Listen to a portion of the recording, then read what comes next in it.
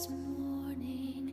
I carefully did stray down by the waves of morning.